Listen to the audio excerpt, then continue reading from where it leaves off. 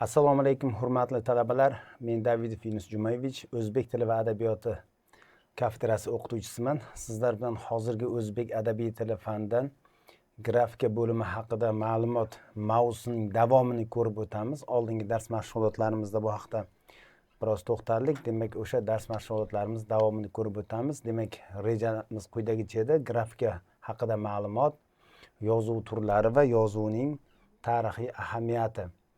Bir eslab olamiz. Demak, grafika grekcha so'z bo'lib, grafo yozmoq, chizmoq degan ma'noni anglatadi. Demak, tilshunoslikning bu bo'limida biz yozuv tarixi va alifboni o'rganamiz. Alifbo va alfavit ham deb yuritamiz va bu har ikkala so'z lug'aviy ma'noga ega bo'lmagan so'zlar, ya'ni alifbo arabcha birinchi va ikkinchi harflarning ketma-ketligidan yuzaga kelgan so'z hisoblanadi. Alfa va beta harflaridan esa alfavit so'zi yuzaga kelgan. Demak, xuddiki hozirgi kunda ingliz tilida ingliz alifbosini ABC deyishadi. Xuddi shuningdek ABC degandek alifbo va alfavit ham birinchi va ikkinchi harflarning ketma-ketligini bildiradi va lekin hozirgi kunda ma'lum tartibda joylashtirilgan harflar yig'indisiga nisbatan biz alifbo yoki alfavit atamalarini ishlatamiz. Demak, grafika bo'limida harflar o'rganiladi. Hurmatli tinglovchilar, albatta harf va tovush bir-biri bilan chambarchas bog'liq. Demak, lekin ikkalasi bir-biridan farq qiladi. Tovush talaffuzdagi varianti bo'lsa, harf o'sha tovushning yozilgan shakli hisoblanadi. Ya'ni bular boshqa tilshunoslik bo'limida ham o'rganiladi. Tovush tilshunoslikning fonetika bo'limida o'rganiladi. Harf esa tilshunoslikning grafika bo'limida o'rganiladi. Boshqa mayda bo'lakka bo'linmaydigan eng kichik fonetik birlik tovush. Tovushning yozuvdagi ifodasi esa harf hisoblanadi. Demak, biz A deb talaffuz qilsak tovush, uni yozganimizda harf bo'ladi. Talaffuzdagisini fonetika va yozilgan variantini grafika bo'limi o'rganadi. Albatta bir-biriga bog'liq, lekin bitta hodisa emas, bir varaqning ikki tomoniday deb olishimiz mumkin. Hurmatli tinglovchilar, biz yozuvning turini 3ga bo'lib o'rgangan edik. Piktografik yozuvlar, ideografik yozuvlar va fonografik yozuvlarga bo'lib o'rgangan edik. Piktografik yozuvlar bilamizki, rasm ko'rinishidagi yozuvlar. Dastavval yozuvlar xuddi shunaqa bo'lgan, ya'ni ma'lum bir rasmlar ma'lum bir tushunchani ifodalashga xizmat qilgan. Masalan, Zarovtsoy bitik toshlaridagi tasvirlarni oladigan bo'lsak, qanaqadir ov jarayoni chizilgan. Bunda kamon ushlagan odamga o'xshagan bir qanaqadir shakllar yoki ho'kiz, ya'ni sigirga o'xshagan qanaqadir hayvon turlari chizilgan va demak shundan anglashimiz mumkinki, ov jarayoni tasvirlangan. Ya'ni ma'lum bir tasvirlar, rasmlar tushuncha ifodalashga xizmat qilgan. Navbatdagi yozuv turi ideografik yozuv bo'lib, bunda ideya, ya'ni tushuncha ma'lum bir belgilar bilan ifodalangan. Bunda demak belgi, maxsus belgilar ma'lum bir tushunchani ifodalashga xizmat qilgan va bundan keyingi yozuv turi fonografik yozuv bo'lib, demak hozirgi biz foydalangan yozuvlarimiz fonografik yozuv hisoblanadi. Ya'ni biz rasm chizmaymiz yoki tushunchani yozmaymiz. Biz aynan tovushning yozuvdagi ifodasi, ya'ni tovushni yozuvda ifodalaymiz. Demak, fonografiya degani yoki fon degani tovush, grafo degani yozmoq, chizmoq. Demak, tovushni yozaman, tovushni chizaman degan ma'noni anglatadi va demak, hozirgi o'sha lotin alifbosi asosidagi o'zbek alifbosimi yoki kiril alifbosi asosidagi o'zbek alifbosimi har ikkalasi fonografik yozuv turi hisoblanadi, chunki biz uni talaffuzdagi variantni yozuvda aks ettiryapmiz. Hurmatli tinglovchilar, quyidagi taqdimotimizda qog'ozgacha foydalangan yozuv vositalari keltirilgan. Ya'ni biz qog'ozgacha suyaklardan, toshlardan yoki yog'och bo'laklaridan, qamishlardan, pergament deb atalgan shunaqa bir maxsus vositalardan, latta yoki qoramol terisidan foydalanganmiz va keyingi bosqichda biz qog'ozdan foydalana boshladik va demak bu qog'oz xitoyliklar tomonidan miloddan avvalgi 1-asr oxirida kashf qilingan va demak qog'oz kashf qilingandan keyin yozuv asosan qog'ozda bitiladigan bo'ldi. Hurmatli tinglovchilar, yozuvni bir davrlashtirib olamiz. Ya'ni biz xalqimiz tarixda quyidagi yozuv turlaridan foydalangan. Ya'ni Avesta yozuvi bundan 2700 yil avval foydalanilgan bo'lsa, undan so'ng Sogd yozuvidan foydalanilgan. Ya'ni miloddan avvalgi 3-asrdan milodiy 7-asrgacha Sogd yozuvidan foydalanilgan. 5-8-asrda O'rxun Inasoy yozuvlaridan foydalanilgan. Bilamiz, O'rxun Inasoy yozuvlari O'rxun va Inasoy daryolari bo'yidan topilganligi sababli ham xuddi shunaqa deyilgan va bu yozuvda dastlab o'qilgan so'zlar Tangri va turk so'zlari.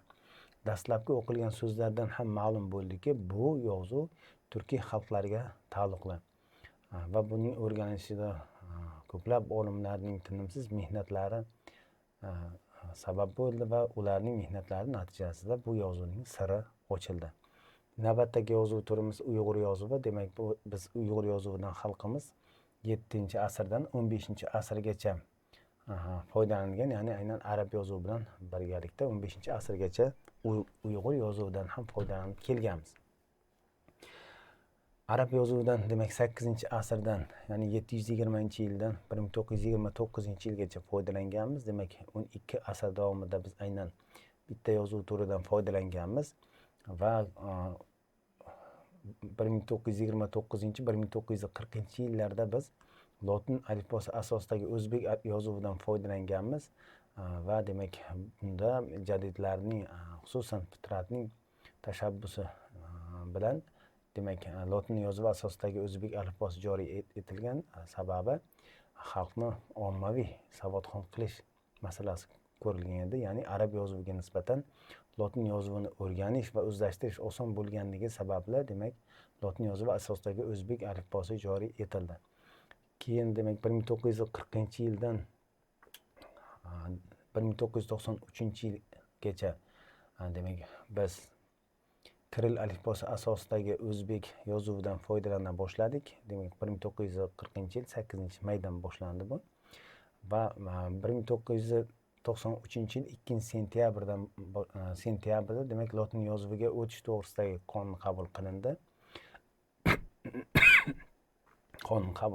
Va 1995-yil 6-mayda o'sha lotin yozuviga o'tish to'g'risidagi qonunga o'zgartirishlar kiritish to'g'risidagi qonun qabul qilindi. Ya'ni dastavval 31 harf, bitta tutuq belgisi, ya'ni apostrofdan iborat alifbo tasdiqlangan edi.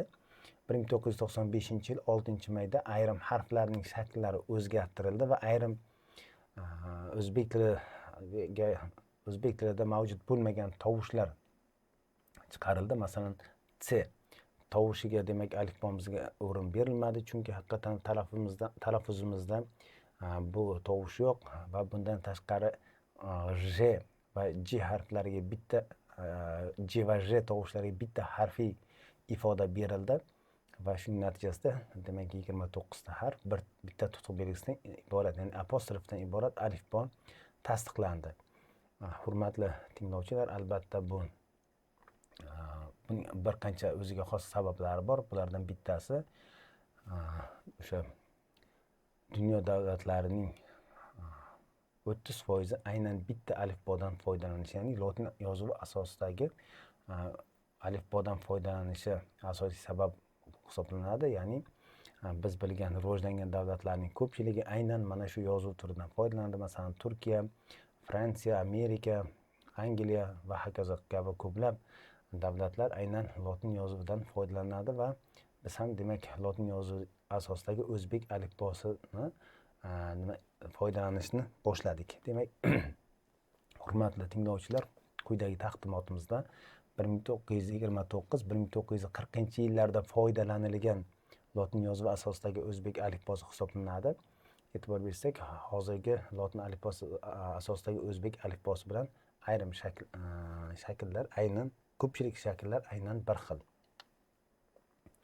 Demak, quyidagi taqdimotimizda loyiha berildi. Demak, lotin yozuviga o'tish to'g'risidagi qonundan keyin taqdim qilingan loyiha namunasi berildi va demak 1993 yil 2 sentyabrda demak qabul qilingan prezident qonuni keltirildi. Ya'ni bunda ikkita modda bor edi. Birinchi modda O'zbekiston Respublikasida lotin yozuviga 31 harf va bitta tutuq belgisi dan iborat o'zbek alifbosini joriy etish to'g'risida qonun qabul qilindi va bu qonunga 1995 yil 6-mayda o'zgartirishlar kiritildi va aynan ayrim harflarning shakllari o'zgartirildi. Masalan, O, Q, G harflarining demak ayrim shakllari o'zgartirildi. Ya'ni O va G harflarida buni yaqqol kuzatishimiz mumkin. Ya'ni hozirgi kunda ko'chish belgisi deb nomlaymiz. O va G harflarida mavjud bo'lgan belgining nomi ko'chish belgisi hisoblanadi va o'sha ko'chish belgisi ga o'tkazildi tepadagi belgi va ayrim harflarning shakli o'zgartirildi.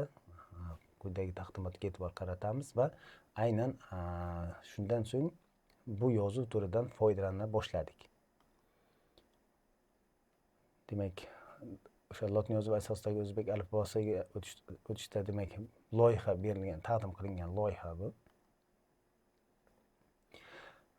Hurmatli tinglovchilar, hozirgi kunda ham ayrim harflarga o'zgartirishlar kirish bo'yicha takliflar berilyapti. Bunda O, demak G, Sh, Ch, Ng, ya'ni 3 ta harfiy birikma va O va G harflariga o'zgartirishlar kiritish bo'yicha ma'lum bir tashabbuslar, takliflar berilyapti va bir mutaxassis sifatida biz ham bu taklifni qo'llab-quvvatlaymiz.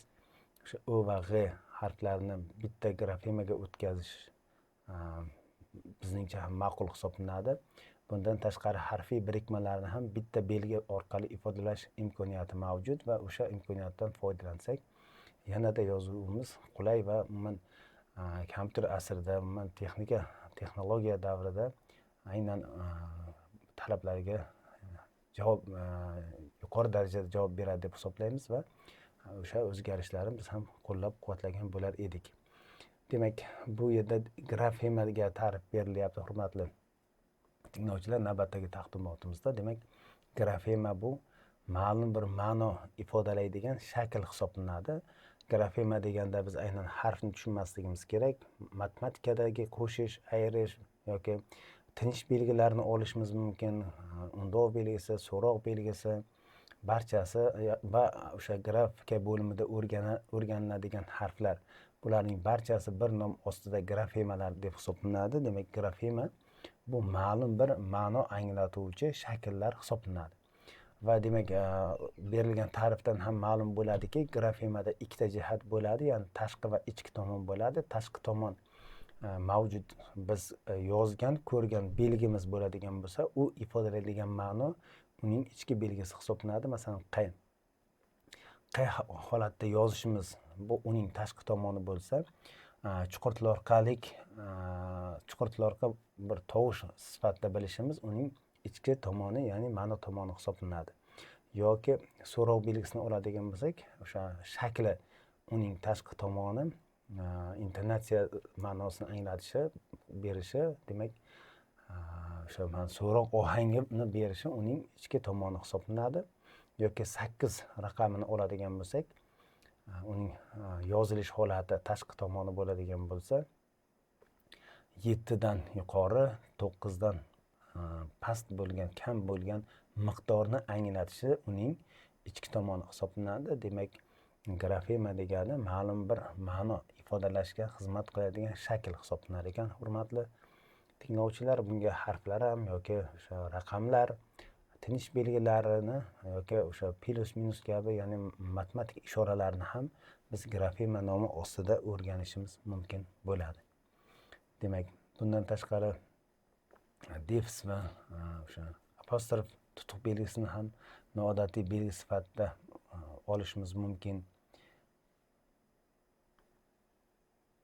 Hurmatli tinglovchilar, savol va topshiriqlarga javob berish orqali mavzuni mustahkamlashingiz mumkin. Ya'ni grafika bo'limida nima o'rganiladi, grafema nima, yozuvning qanday turlari bor edi va qaysi davrlarda qaysi yozuv turlaridan foydalanganmiz, kabi savollarga javob berish orqali yanada mavzuni mustahkamroq olishingiz mumkin. Agar mavzu yuzasidan savollaringiz bo'lsa, quyidagi manzilimizga murojaat qilishingiz mumkin.